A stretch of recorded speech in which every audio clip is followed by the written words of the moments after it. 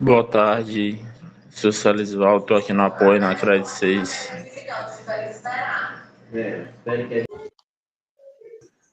Boa tarde a todos. Estão me ouvindo?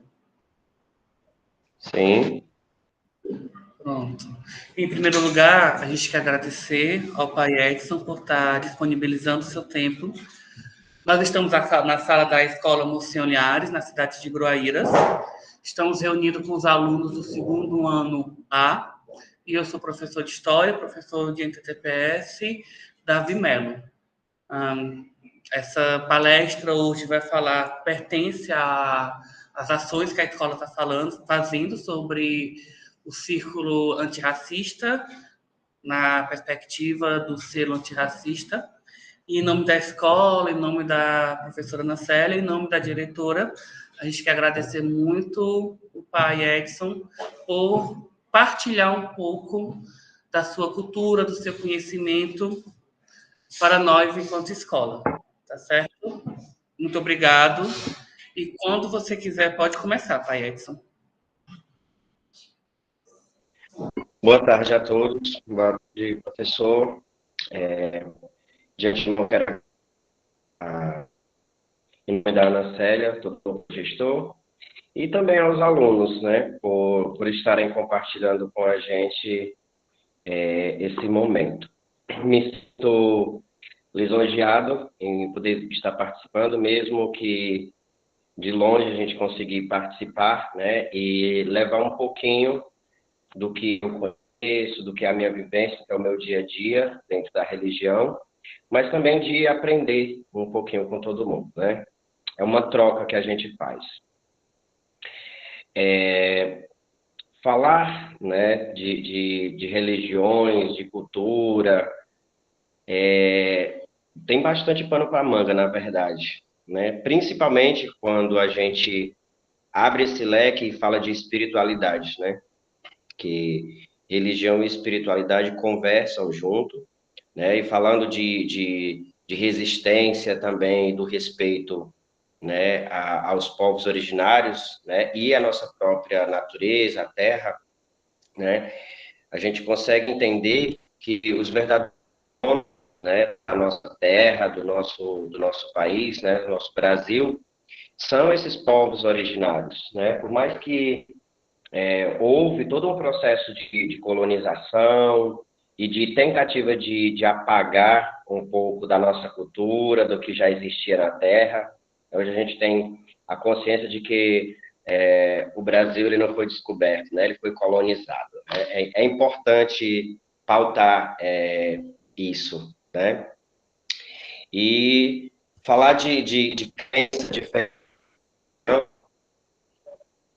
a gente consegue entender, é preciso, na verdade, entender de que todo esse contexto de colonização acabou apagando algumas coisas, mas também enriqueceu o que a gente consegue viver hoje, né? Dentro do culto, seja o de Umbanda, seja a pagelança, o xamanismo, né? Que já está mais voltado para a cultura indígena, né? A própria Umbanda, ela bebeu um pouco, né, da cultura dos caboclos, né, dos índios, né, da pagelança, do xamanismo, assim como bebeu da cultura europeia, né, que veio trazida de fora, como também bebeu da religião católica, né, a gente tem muito disso, né, e aí tudo isso acaba conversando entre si e formando hoje a Umbanda. Mas a necessidade também é de se entender, principalmente para nós que somos da religião, seja de Umbanda, seja de Candomblé, a necessidade da gente entender que a natureza é o nosso templo. Então, deve existir o respeito, né, à natureza. Nós, principalmente, que somos de religiões de matriz africana, a gente isso, a gente entende isso. Mesmo assim, hoje, convivendo um pouquinho mais aqui no Rio, eu consigo entender que ainda existe a necessidade da gente conversar sobre a preservação ao meio ambiente. Quando a gente vai numa cachoeira, quando a gente vai num rio, é muito difícil a gente conseguir um rio que não esteja poluído aqui, né? E as cachoeiras também, a gente vê muitas oferendas, muitos despachos. Eu acredito que aí no Ceará a gente consegue ter locais, na verdade, na natureza que ainda são preservados, que o homem não deixa tanto material que a natureza não vá consumir com facilidade.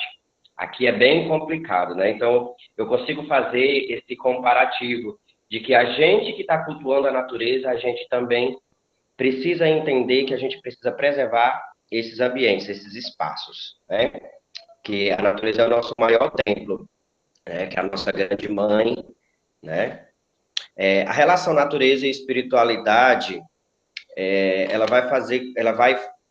preciso que a gente entenda essa conexão, né? Não tem como nós cultuarmos os nossos orixás se a gente não tiver natureza, se a gente não tiver folha, se a gente não tiver o ar, se a gente não tiver o fogo, se a gente não tiver folhas, se a gente não tiver ervas, a gente não tem como cultuar os nossos orixás, né? Os nossos ancestrais. E para que a gente tenha isso, é preciso que a gente preserve, né? Dentro das tradições urubás, existe o chamado, né, a vivenciar essa espiritualidade no culto ao orixá, né? Mas a gente precisa entender que a preservação ela é necessária.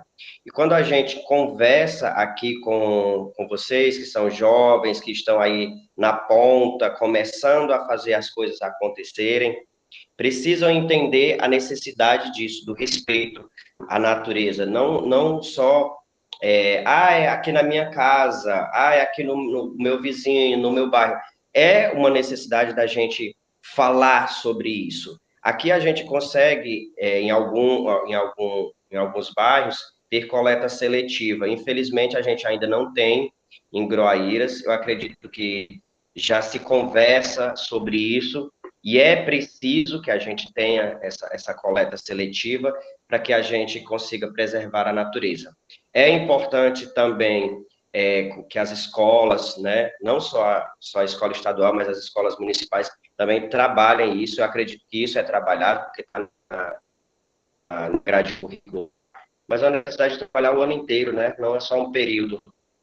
Né? Só, o dia do meio ambiente, vamos trabalhar a preservação, né? Tem todas essas falas de preservar, mas a prática, na verdade, é outra. A gente sabe, a gente já vivencia isso, né? São aqueles momentos de sala de aula, as falas bonitas, mas a prática no dia a dia não é aquilo que a gente conversa nas salas de aula. E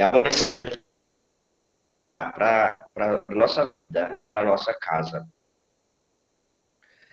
Se falando de povos indígenas, né, como eu já falei, eles são os nossos primeiros, digamos assim, os primeiros guardiões da nossa mãe natureza, né? São eles que guardam os segredos, os mistérios, né? A cura através das folhas, eles carregam bastante conhecimento, bastante sabedoria disso, né?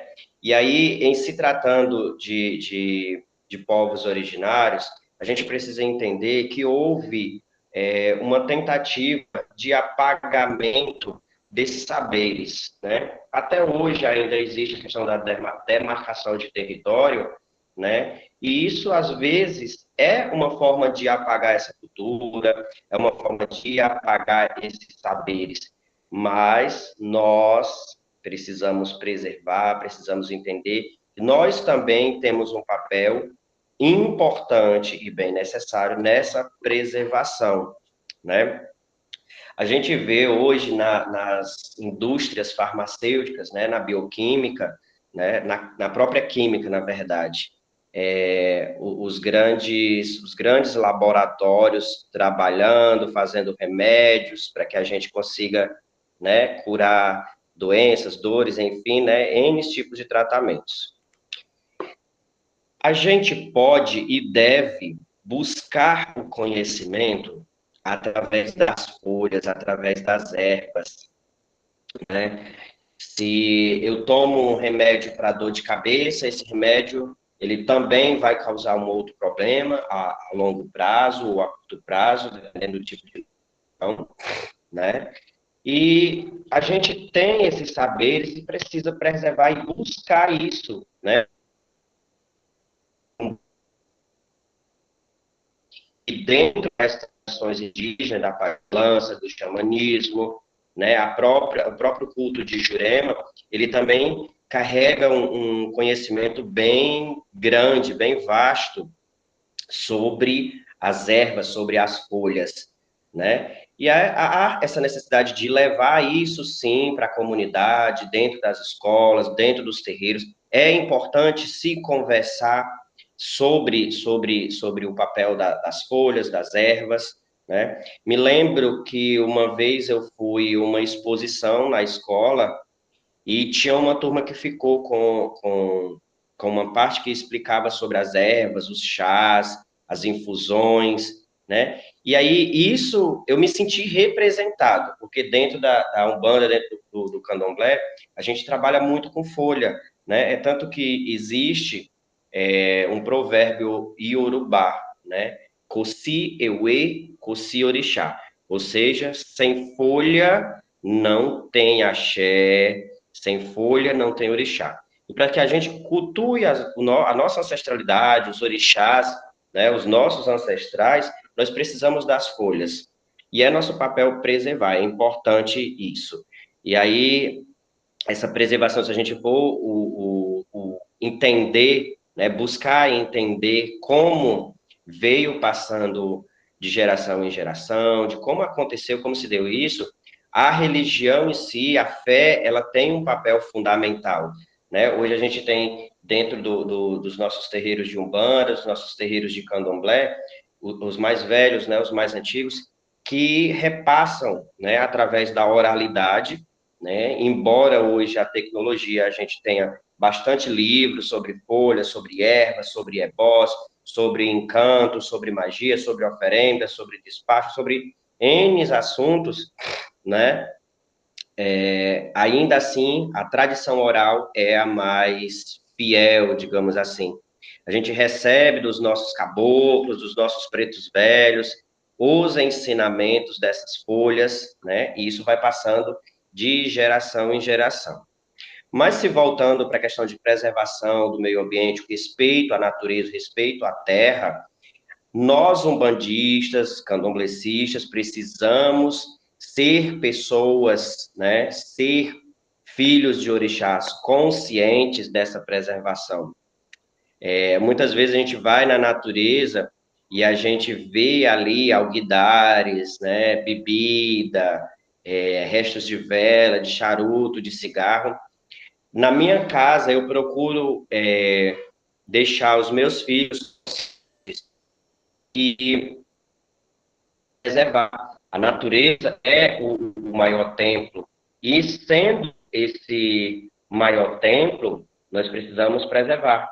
Às vezes nós não precisamos de paredes para cultuar os nossos orixás, nós precisamos ali da natureza, precisamos de um rio que não seja poluído, nós precisamos de uma cachoeira limpa, nós precisamos de uma montanha para cultuar Xangô, né? Uma pedreira para cultuar Xangô, nós precisamos de uma encruzilhada para cultuar Exu, para cultuar Pombogira, nós precisamos de um jardim, de um bosque, de uma praça para cultuar Ibedes, e assim sucessivamente. Então, a necessidade de se entender por esse templo, por esses espaços sagrados. Ah, mas é uma rua, ela é pública. A gente reclama muito. Ah, é a empresa que recolhe o lixo, ela está deixando o lixo, ela está sendo responsável por isso. E nós estamos fazendo a nossa parte.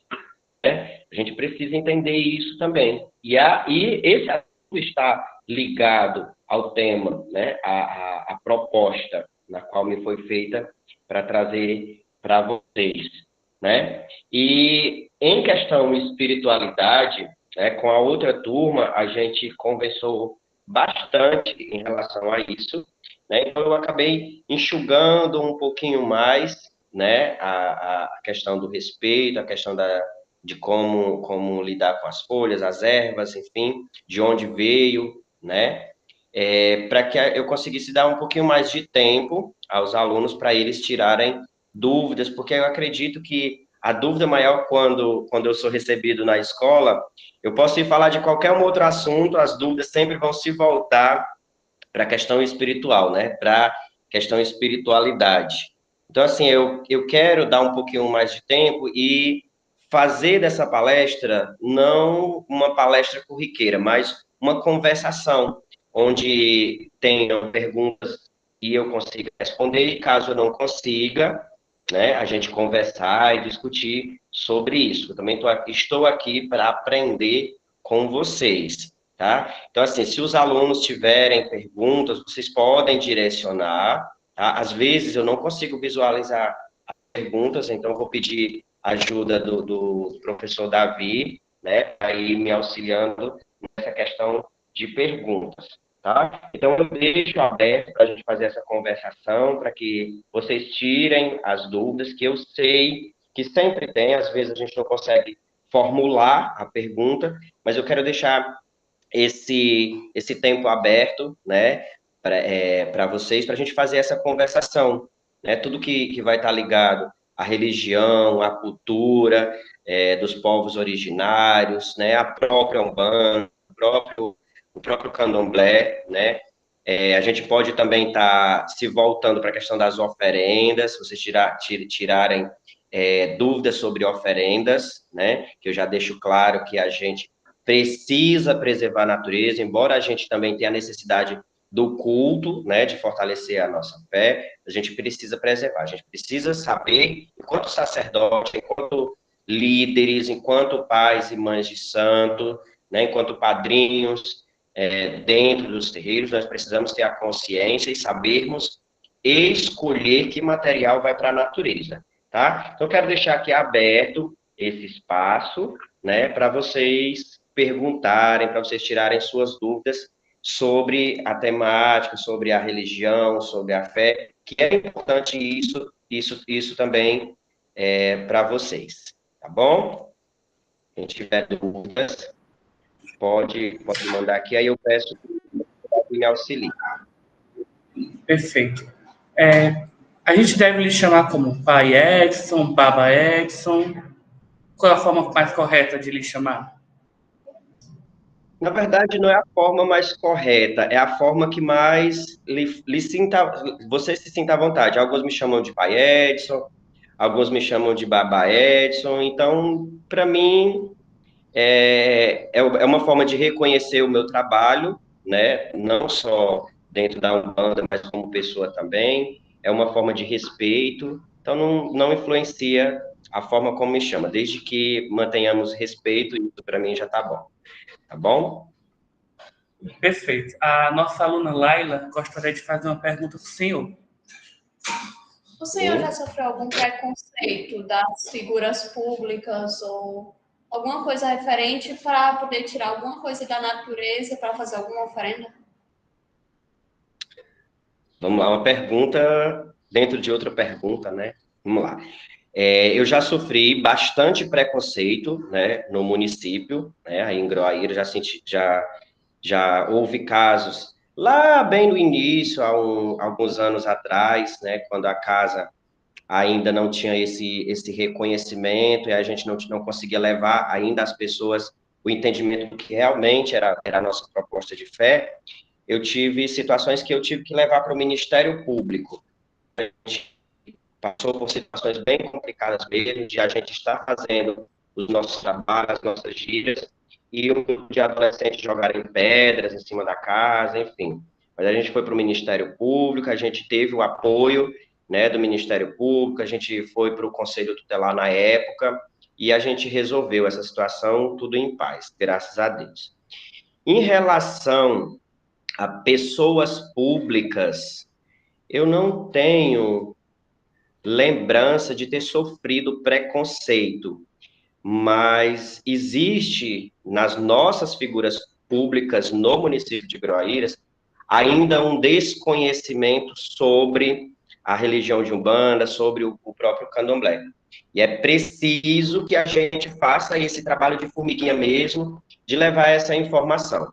Em relação a levar alguma coisa para a natureza, a gente nunca sofreu nenhum problema, nenhuma represália de, sei lá, da polícia ou de algum órgão que seja responsável por isso, até que no nosso município não existe, né? A gente sabe que existe a questão da preservação do meio ambiente, mas nós não temos uma patrulha, por exemplo, como em alguns municípios, algumas cidades mais desenvolvidas, que cuida do meio ambiente, a gente não tem no nosso município, né? Mas eu nunca sofri nenhuma represália em relação a isso.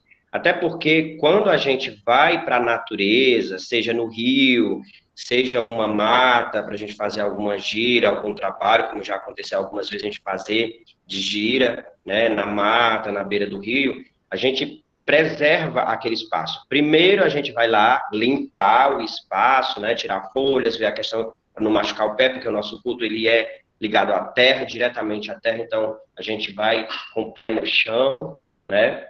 O nosso culto, assim, a centralidade nos ensina isso e a gente preserva isso. A gente não teve nenhum problema. A gente não deixa na natureza materiais plásticos, até papel a gente evita deixar na natureza. A gente, se vai fazer uma oferenda que tenha bebida, por exemplo, a gente derrama aquela bebida. O máximo que a gente deixa na natureza são alimentos, né, que a própria natureza vai consumir, que vai alimentar um pássaro, que vai alimentar um animal, né, e isso não faz mal, né, não degrada a natureza. A gente não tem costume de deixar em encruzilhadas de via pública garrafas, cigarros, essas coisas. A gente não tem esse costume, né? Os meus filhos de Santa Elizabeth são ensinados dessa forma, a forma que eu estou falando para vocês é a forma que eu repasso para eles. O máximo que a gente deixa são coisas naturais, né? Rosas, pétalas de rosas, folhas, né? Alimentos que a natureza vai consumir, né? Automaticamente. Bebida a gente entorna, a gente não deixa garrafa, não deixa copo.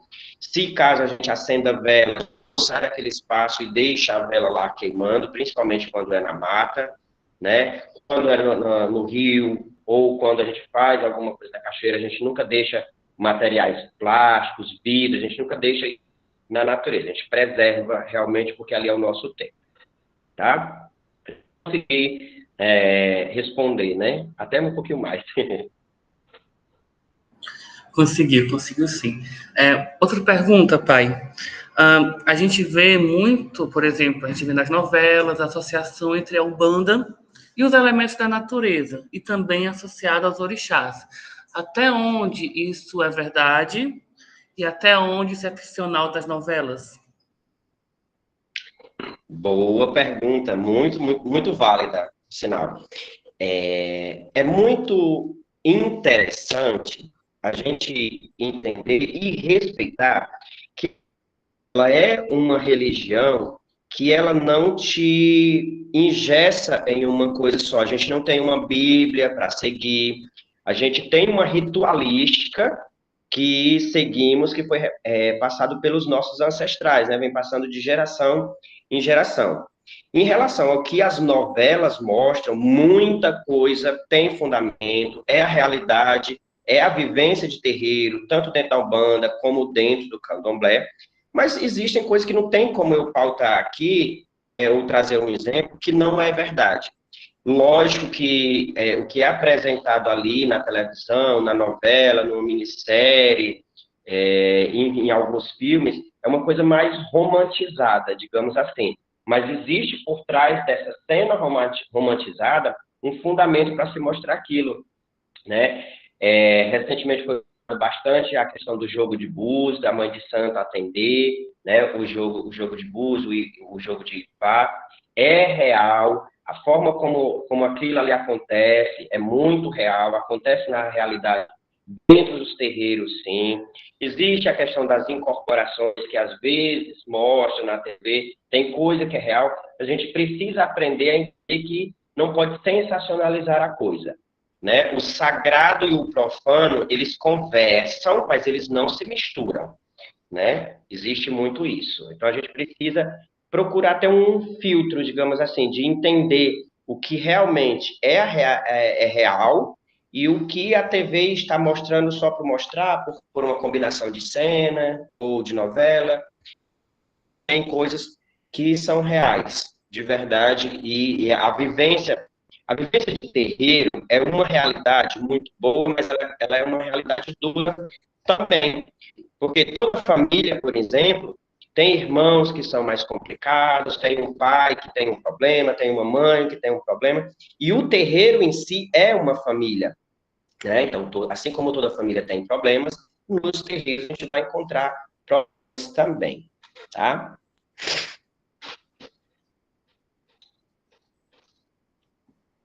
Pai, como a Umbanda, no caso, a sua casa, se bebe, claro, da fonte da espiritualidade dos povos originários. Existe uma ligação entre o que você estuda, o que você trabalha com o conhecimento dos povos originários? Sim, com certeza. Como eu mencionei aqui a questão das folhas, né? A gente utiliza muito as folhas, né? E esse conhecimento, essa sabedoria vieram dos caboclos, né? Que a gente costuma chamar de caboclos de penas. Esses caboclos, eles já foram, não necessariamente e obrigatoriamente, todos os caboclos foram, não necessariamente, né? Caboclos são um agrupamento de espíritos que trabalham com folhas, com cura, com ervas, com flores, com o caule, com raízes de plantas, mas que trabalham ligado diretamente com a natureza. Com o caboclo pé branca, o caboclo birajara, que é o caboclo-chefe né, no Ceará, em Grossas, é o caboclo birajara. Seu Pena Verde, que tem, uma divindade, é um caboclo que está muito ligado à cultura indígena, né? Eles vêm, os caboclos são entidades que vieram da terra, né? A representatividade dos próprios índios, né? É tanto que em suas vestimentas são colocadas penas, são colocadas folhas, né? Ornamentos, digamos assim, que se tornam fundamentos e que são dessa cultura, né? Que veio da cultura indígena. A gente tem, dentro da casa de Oxóssi, em Guaíras, a gente tem a ritualística do banho de ervas. Todo filho de santo, assim que chega na casa, primeira coisa que faz é despachar a energia da rua, que é uma ritualística voltada para Onã, que é o Exu do caminho. Após isso, ele segue direto para um banho de erva, que é previamente preparado. Na nossa casa, a gente faz o banho de erva pilado, né, feito no pilão. As folhas são colocadas ali, existe uma cantiga que é entoada para despertar a força, para despertar o axé, né, das folhas, para que ele seja forma com a sua potencialidade, digamos assim, ativada, né, com o poder daquela folha, o poder daquela peça, eles são ativados através ali do momento em que está sendo preparado aquele banho. Então, a nossa ligação com os povos originários são as folhas, os frutos que são utilizados. Tem banho que vai fruta, tem banho que vai o mel de abelha, que é um elemento natural. Tem banho que vai só folhas, ou folhas verdes, ou folhas secas, ou em combinação. Tem banho que vai pétalas de rosas, tem banho que vai raiz de árvore, e assim sucessivamente.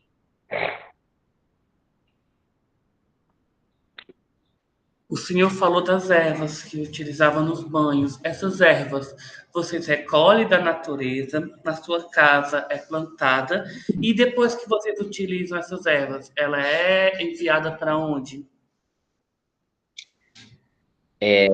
Algumas ervas, aí no terreiro em Groaíras, a gente tem algumas, né? A gente tem um jardinzinho lá no final, a gente tem algumas folhas ali na frente também. Quem conhece a casa sabe que ali na frente eu sempre preservo algumas ervas. Então a gente não consegue ter, por não termos espaço, né, que são de árvores maiores, a gente colhe na natureza, né? Existe uma forma de ir lá na natureza, de colher, de pedir a permissão ao orixá das do conhecimento do axé das folhas, a gente pede permissão a esse orixá, né? Pede permissão aos caboclos, pede permissão aos Oxós, que são orixá e divindades que estão ligadas às folhas. A gente colhe na natureza, é preparado o banho, né? Juntamente com a erva, é pilada, depois é colocado água, depois é coado, é tirado o excesso das folhas. O excesso das folhas, ele volta para a natureza, né? Todo o que sobrou do banho de erva, das folhas que foram maceradas, que foram piladas, elas voltam para a natureza. No terreiro, né, a gente tem esse jardim, essas folhas elas voltam lá para que ela vá ali para a natureza e com o tempo essas folhas que voltaram para ali, para aquele espaço, que também é um espaço sagrado, ela volta e ela se transforma em adubo. E dependendo de algumas ritualísticas que são utilizadas folhas em ebós, são utilizados alimentos em ebós,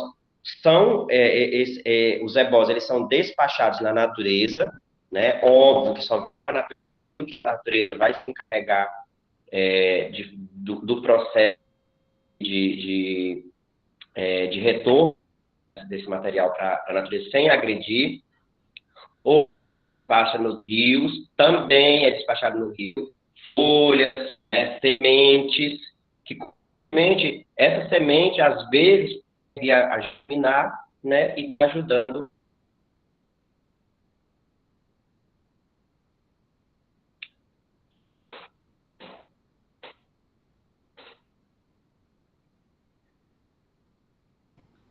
Você poderia repetir só a última parte, porque travou um pouquinho. A gente parou nas sementes. Às vezes, sementes, né, na natureza,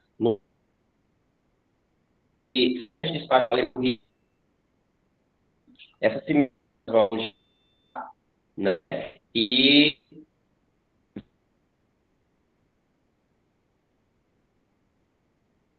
na florestal, na natureza, uma semente. Algumas sementes erradas, né? Então, essas sementes elas não vão germinar, mas elas vão servir de alimentos para o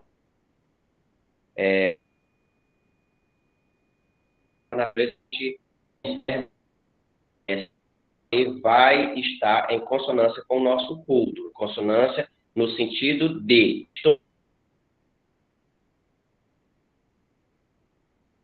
despachar, onde eu vou entregar essa renda, ritualista, a gente observa isso, né? Então, as sementes, elas são jogadas na natureza, elas passaram por uma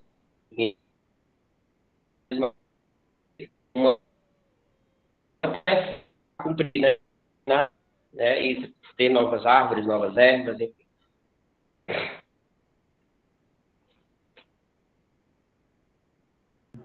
Uma pergunta, na verdade, uma questão pessoal minha que eu queria saber. Como é a relação do sagrado feminino, das mulheres dentro do seu terreiro, nos terreiros de Umbanda em geral, nos terreiros de Candomblé, hierarquicamente falando, como isso funciona, se existe um processo de hierarquia ou se não existe esse processo de hierarquia, quais são as funções dessas mulheres dentro dos terreiros? Uma excelente pergunta, Davi. O candomblé é marcado, né? Ele é composto, né? E os seus postos, os mais ocupa a gente tem do candomblé que foram mulheres que têm uma trajetória, têm uma história de vida, né? Tem uma que é bastante conhecida, que tem uma história surreal, digamos assim. Na verdade, são duas pessoas que eu já li bastante sobre a vida, sobre a trajetória delas, e que, de certa forma, acabo me espelhando nelas também, né, no exemplo de vida, que é a mais velha, uma menina do Gatuá, né, que tem 38, 39 anos, que não está mais entre a gente, né? Ela faleceu em agosto de 86, né? Dia 12, dia 10, 11, 12 de agosto de 86, não lembro. E a mais recente, que é a Gisele Jomindereuá, Gisele de Iemanjá, que era uma francesa, né, que entrou ao mundo do candomblé. São mulheres que têm assim uma força muito forte e um peso dentro do candomblé. Então, o candomblé, ele é matriarcado. Dentro da Umbanda, não existe tanto essa questão do matriarcado, mas existem muitas mulheres, muitas mães de santo dentro da Umbanda, e se a gente parar para analisar, na maioria dos terreiros, grande parte, acho que 90% dos terreiros são formados a figura, né? E essas mulheres, a maioria delas, elas ocupam locais, digamos assim, de destaque dentro dos terreiros. Por exemplo, a comida ritualística, obrigatoriamente, deve ser feita por mulheres. Mas por que deve ser feita por mulheres? Por que não por homens?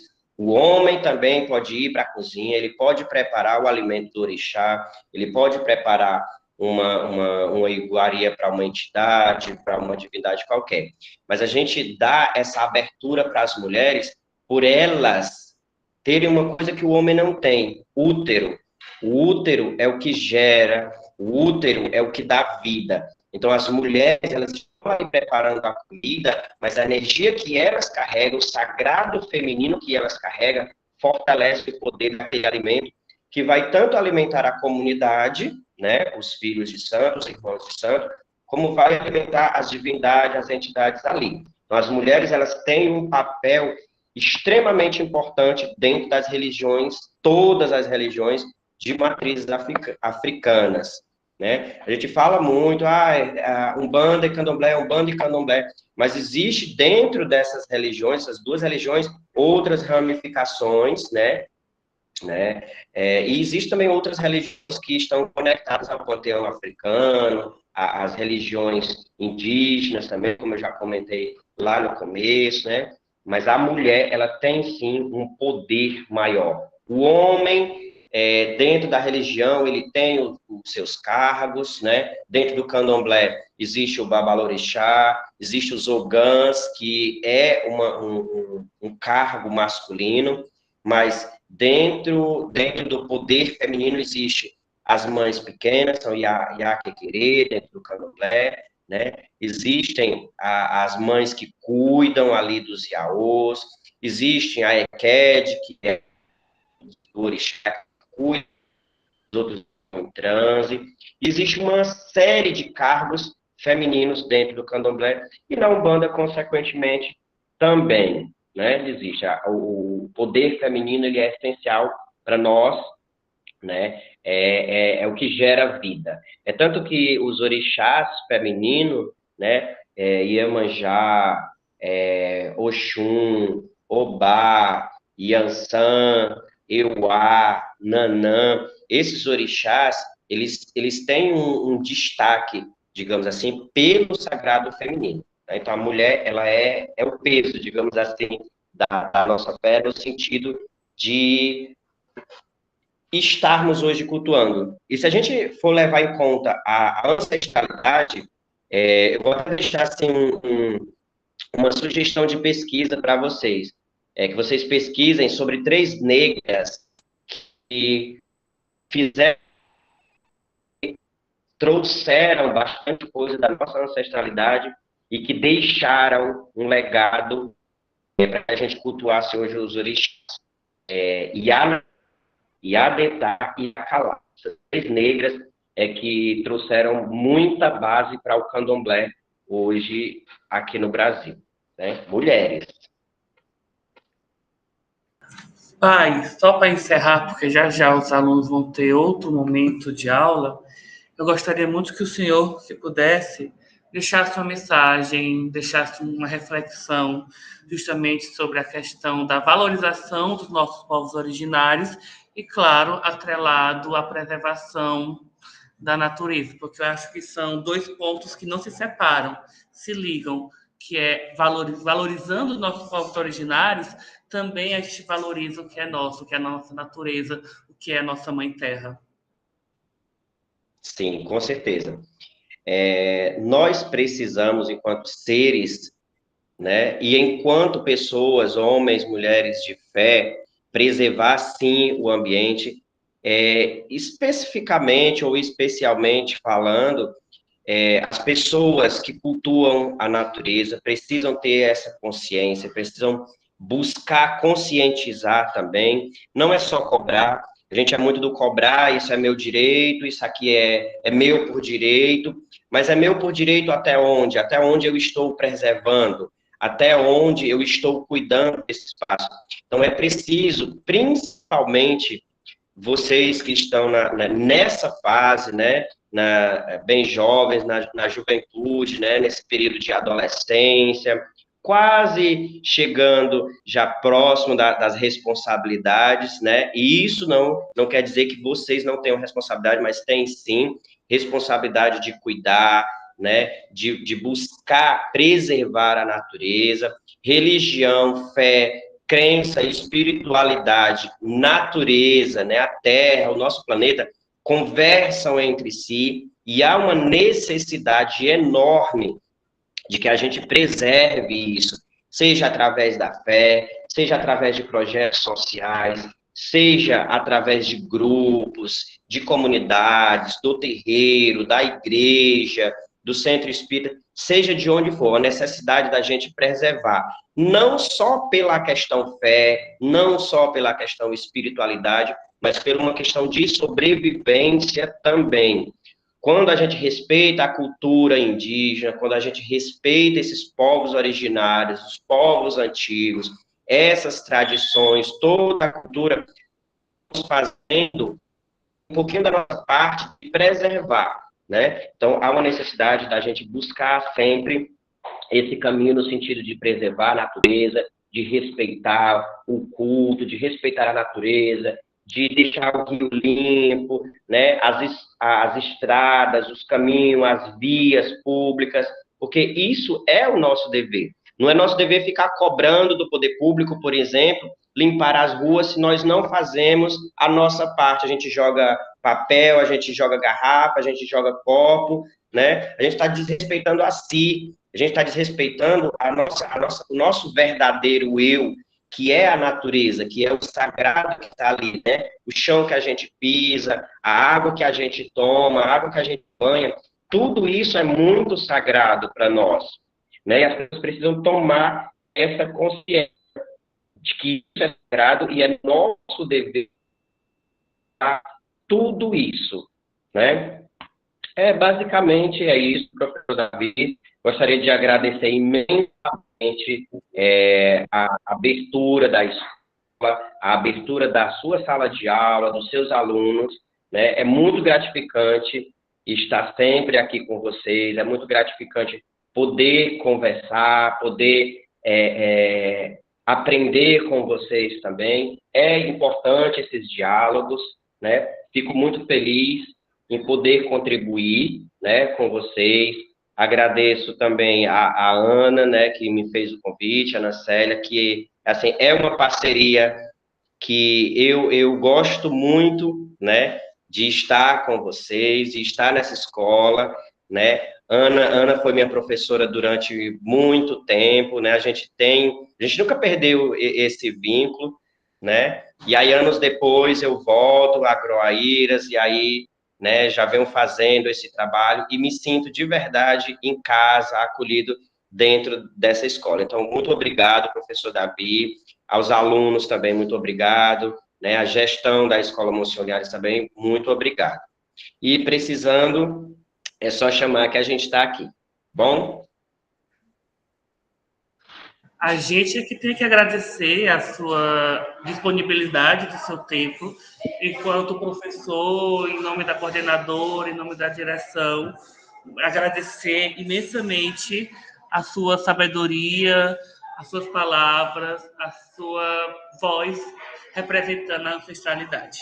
E até a próxima, se se os orixás quiserem. Até a próxima, um grande abraço, meu saravá fraterno. Meu pai Oxóssi abençoar a cada um, a sabedoria, no ori, a cabecinha desses alunos. E na sua cabeça também, professor, muita paciência, né, para lidar com a sala de aula, tá bom? Um abraço, meu saravá fraterno a todos.